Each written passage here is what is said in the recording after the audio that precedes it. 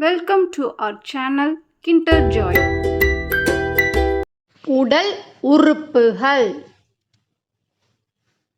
தலை, கண். நான் பார்ப்பதற்கு பயன்படுகிறேன். மூக்கு, நான் சுவாசிக்க உதவுவேன். வாய், உணவை விழுங்க உதவுவேன்.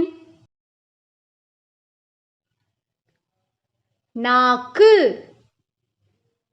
உணவை ருசித்து பார்க்க உதவுவேன். பல்,